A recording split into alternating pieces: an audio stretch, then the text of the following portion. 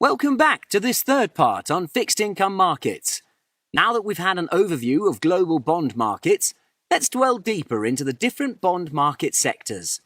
In this lesson, we shall focus on government and government-related sectors. Let's start with sovereign bonds. Sovereign bonds are issued by national governments or their treasuries. They're backed by the taxing power of the government. Most national governments will issue bonds in their own currency.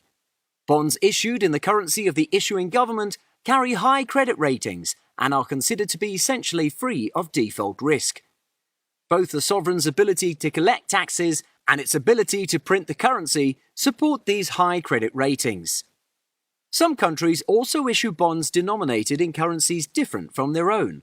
For example, demand from overseas investors has caused national governments such as Switzerland and Sweden to issue sovereign bonds in US dollars and euros. Emerging market countries may also have to issue sovereign bonds in major currencies because international investors may perceive the currency risk as too high. As such, they usually demand that the bonds be issued in a developed market currency like the US dollar or euro. For instance, the Brazil government, besides issuing bonds in their local currency, also issues sovereign bonds denominated in US dollars. When a sovereign issuer raises debt in a foreign currency, it usually swaps the proceeds into its local currency. Credit ratings are often lower for a sovereign's foreign currency bonds than for its local currency bonds. This is because the national government cannot print the developed market currency. To service its foreign currency debt, the government has to convert its local currency tax receipts to the foreign currency. If the exchange rate is weak due to excessive money printing or weak economy, the government has to fork out more to service its foreign currency debt. Sovereign bonds are issued with varying maturities.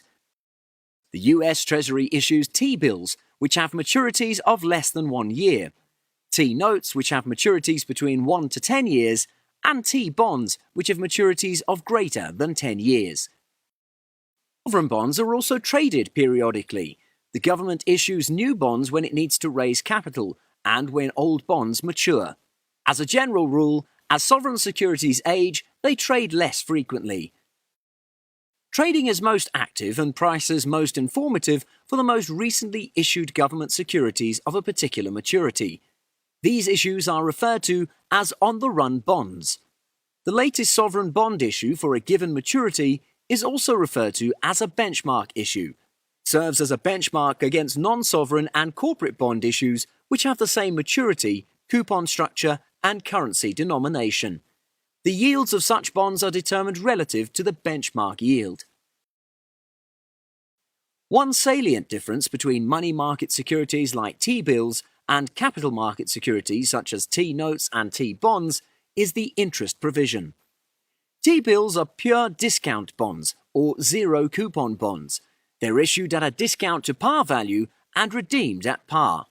In contrast, capital market securities are typically coupon bonds with a bullet structure.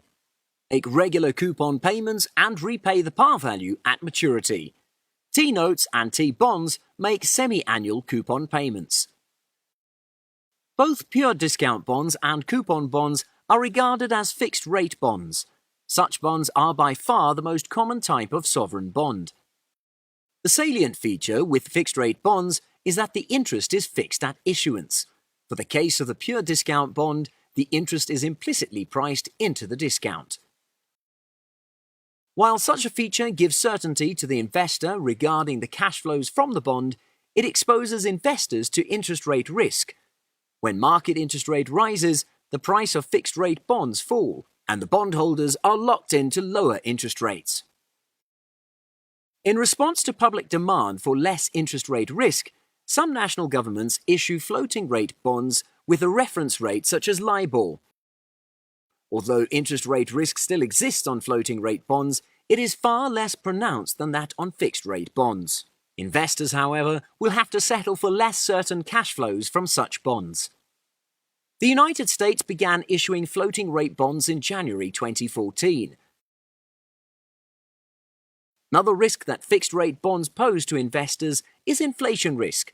If a particular country experiences an inflationary episode, the purchasing power of the fixed cash flows is eroded over time. In response to the demand for less inflation risk, many national governments issue inflation-linked bonds. As explained in the lesson on coupon structures, the coupon payments or principal repayments are typically linked to an index of consumer prices. Again, the trade-off here to investors is that cash flow is less certain than that of fixed-rate bonds. The United States introduced inflation-linked securities in January 1997, calling them Treasury Inflation-Protected Securities, or TIPS. The index used is the Consumer Price Index for all urban consumers. So in summary, sovereign bonds are borrowings by national governments or their treasury to fund their national budgets. The source of payment is through tax revenues and the printing of the local currency if necessary. Because of this, sovereign bonds issued in a country's own currency is considered to be default-free and therefore of the highest credit quality. Examples of sovereign bonds include US T-bills and T-notes. Another type of bond that is issued from the government-related sector is non-sovereign bonds. Non-sovereign government bonds are issued by states, provinces, and countries. They can be issued to fund local budgets or sometimes to fund projects such as the construction of railroads or airports. Payments on the bonds may be supported by the revenues of the specific project, from special taxes or fees dedicated to the repayment of project debt, or merely from local general taxes. Credit ratings for non-sovereign bonds vary widely because of the differences in credit and collateral quality. Because default rates of non-sovereign bonds are historically low, they very often receive high credit ratings. However, non-sovereign bonds usually trade at a higher yield and lower price than sovereign bonds with similar characteristics. The credit quality also depends on the level of guarantee or funding commitment from the national government. As mentioned in the lesson overview on global bond markets, bonds issued by state and local governments in the United States are known as municipal bonds. One example is the state of California municipal bonds. Agency or quasi-government bonds are issued by entities created by national governments for specific purposes, such as financing small businesses or providing mortgage financing. Because a quasi-government entity typically does not have direct taxing authority, bonds are repaid from the cash flows generated by the entity or from the project the bond issue is financing. Quasi-government bonds are also rated very high by the credit rating agencies because historical default rates are extremely low. The credit rating can also be enhanced by the quality of collaterals, if any, that are pledged. Some quasi-government bonds are backed by the national government, which gives them high credit quality. Even those not backed by the national government typically have high credit quality, although their yields are marginally higher than those of sovereign bonds. The US Federal National Mortgage Association, or Fannie Mae, is a good example of a quasi-government entity that issues agency bonds. And finally, supranational bonds are issued by supranational agencies, also known as multilateral agencies. Supranationals are not governments, so they don't have tax revenue. Payments to bondholders are made from donations, investment income, and loan income. Bonds issued by supranational agencies typically have high credit quality and can be very liquid, especially large issues of well-known entities.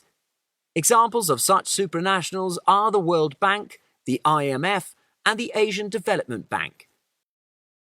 That concludes this lesson on bonds from the government and government-related sectors. We shall move on to the corporate sector in the next lesson. See you again!